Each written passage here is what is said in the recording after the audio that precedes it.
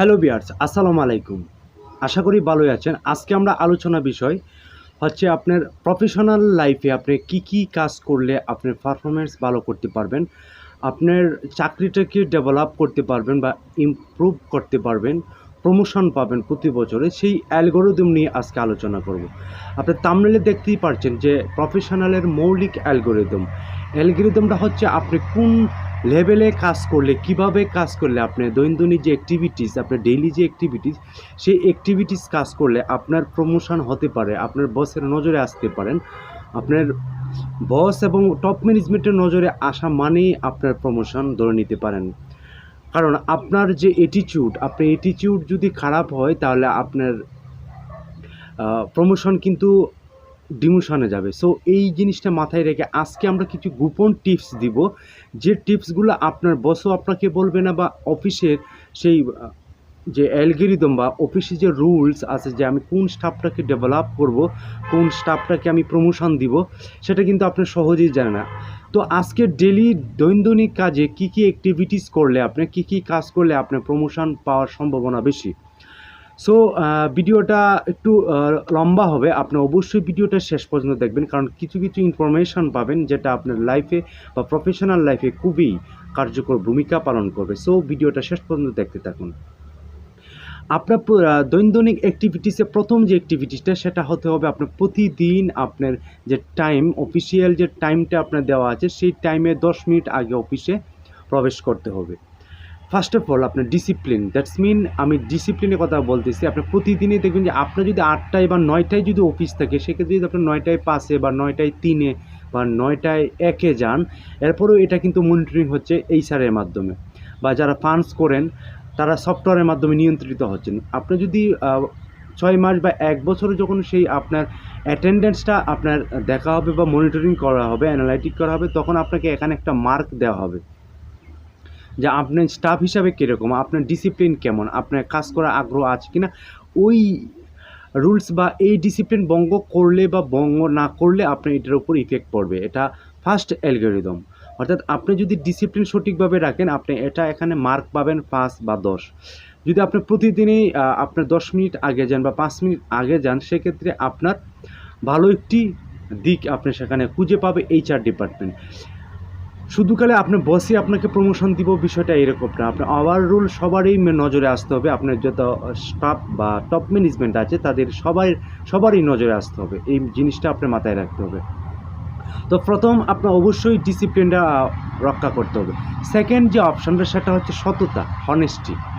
আপনি কাজ করলেন কিন্তু সেখানে যদি মিথ্যার আশ্রয় নেন বা কোনো ভুল করলেন সেটা স্বীকার করলেন না, মিথ্যার আশ্রয় নেওয়া কিন্তু যে কেউ লোক ধরতে পারে। হয়তোবা আপনি বলবেন যে আমি চালাকি করে আমি সেটাকে ওভারকাম করতে পারবো, বাট আপনার বস কিন্তু অনেক ট্যালেন্ট, বা আপনার যে টপ ম্যানেজমেন্ট আছে তারা অনেক ট্যালেন্ট, অনেক অভিজ্ঞ সম্পন্ন লোক, তারা অনেক কাজ করার বা পরিশ্রম করার পরে বা মানুষের সাথে চলাফেরা করেই কিন্তু এই পর্যন্ত আসছে। কিন্তু আপনি যদি মনে করেন যে না আমি মিথ্যা কথাটা বলে আমি ওভারকাম করতে পারবো বা এখান থেকে আমি বাইপাস বা স্কিপ করতে পারবো, তাহলে আপনি এটা ভুল।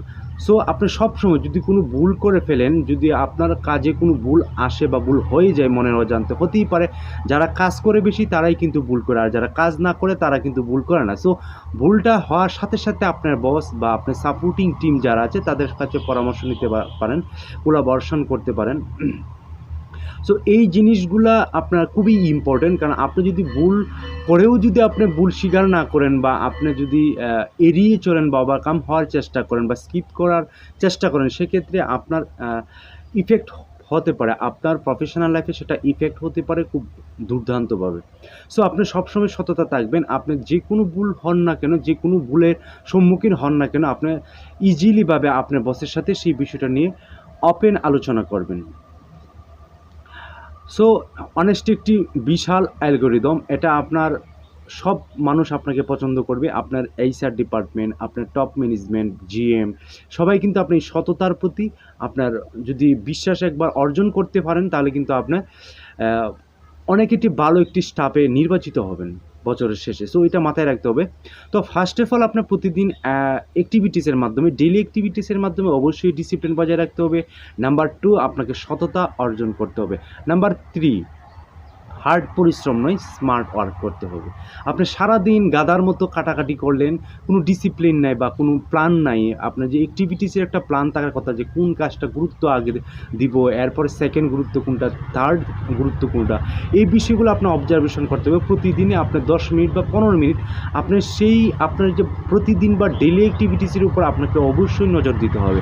সেখানে আপনার প্ল্যান করতে হবে যে কোন কাজটা গুরুত্বপূর্ণ। আপনাকে অনেক লোকের সাথে কাজ করতে হয়। আপনার বস হতে পারে, আপনার বিভিন্ন কাজ দিতে পারে আপনার বসে, তবে আপনার আগেই গেস করতে হবে যে কোন কাজটা ইম্পর্টেন্ট বেশি, যে কাজটা আমার পারফরমেন্সে হিট করতে পারে, যে কাজটা আমি না করলে আমার পারফরমেন্স লস হতে পারে। সো অবজারভেশন করবেন। আপনি যে কোনো কাজ করেন না কেন, প্রতিদিনই অবজার্ভ করবেন যে সারাদিনের মধ্যে আমি কী কী কাজ করলে আমার সেটা পারফরমেন্সে লাভবান হবে। এই জিনিসগুলো আপনি আপনার গতিতে কাজ করে যাবেন।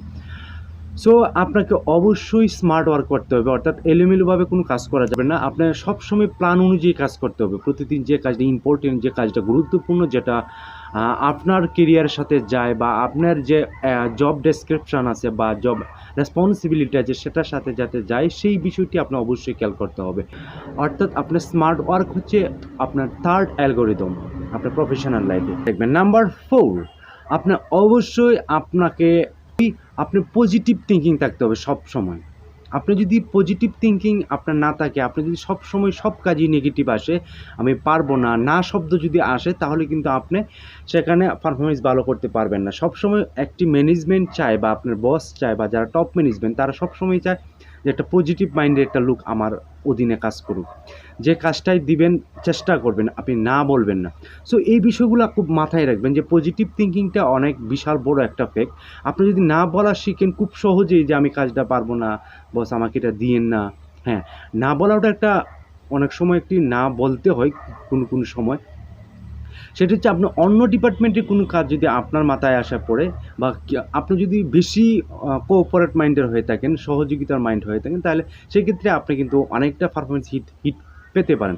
কারণ আপনার যে অ্যাকচুয়াল যে জব রেসপন্সিবিলিটি বা জব ডিসক্রিপশানের যে কাজগুলো আছে, সেই কাজের বাইরে যদি আপনি সহযোগিতার সম্পন্ন লোক হয়ে যদি অন্যের কাজ করে দেন, তাহলে কিন্তু আপনার পারফরমেন্সে খারাপ ইফেক্ট পড়তেই পারে। সো আপনার সহকর্মীদের কাজ করবেন, আপনার যে মেইন কাজটা বা জব রেসপন্সিবিলিটি সেটা যাতে সঠিক ভাবে কাজটা সম্পূর্ণ করার পর আপনি মানুষকে সহযোগিতা করতে পারেন, সেক্ষেত্রে আপনি না বলতে পারেন। কিন্তু আপনার যে জব রেসপন্সিবিলিটি বা কেরিয়ারের সাথে যায়, সেই বিষয়গুলো নিয়ে কিন্তু আপনি অবশ্যই না বলতে পারেন না। সো পজিটিভ থিঙ্কিং একটা খুবই ইম্পর্টেন্ট অ্যালগোরিদমের জন্য, আপনার প্রফেশনাল লাইফের জন্য, বা প্রতিদিনের অ্যাক্টিভিটিসের ক্ষেত্রে আপনার অবশ্যই সেটা খুবই একটি পজিটিভ দিক। সো আপনার পজিটিভ থিঙ্কিং আপনার সবসময় রাখতে হবে। 5 নাম্বার হচ্ছে আপনাকে অবশ্যই ভুল থেকে, মিস্টেক থেকে লার্ন করতে হবে, শিক্ষা অর্জন করতে হবে। আপনি ভুল করবেন, এটা স্বাভাবিক। আপনার প্রফেশনাল লাইফে ভুল করবেন, এটা কোনো খারাপ না, কিন্তু সেটার থেকে আপনি অবশ্যই লার্ন করতে হবে, সেটা থেকে আপনার কিছু শিখতে হবে। যে কোনো জিনিস আপনি সেখান থেকে শিখতে হবে। যদি আপনি শিখতে না পারেন, তাহলে কিন্তু আপনি ভালো যে স্টাফ হতে পারবেন না। সো সবসময় লার্নিং একটা মাইন্ড আপনার সেট থাকতে হবে। সো এই 5টা যদি আপনি জিনিস করে থাকেন, এই 5টা টপিক যদি আপনি ইউজ করে থাকেন, আপনি যদি এই 5টা বিষয় যদি আপনার প্রফেশনাল লাইফে অ্যাপ্লাই করে থাকেন, সাবমিট করে থাকেন, তাহলে অবশ্যই আপনি প্রফেশনাল লাইফে খুব সহজেই আপনি গ্রো করবেন, খুব সহজেই আপনার প্রমোশন হবে। হ্যাঁ, আপনি এই 5টা টপিকস যদি আপনি অ্যাপ্লাই করেও যদি আপনি সাকসেস করতে না পারেন, সেক্ষেত্রে আপনার যেটা হবে, আপনি অবশ্যই ধৈর্য ধারণ করেন, অবশ্যই কোনো না কোনো কোম্পানি আপনার জন্য ওয়েট করছে। সো আজকের এই ভিডিওটি এই পর্যন্ত। যদি ভালো লেগে থাকে অবশ্যই সাবস্ক্রাইব করে পাশে থাকবেন। আল্লাহ হাফেজ।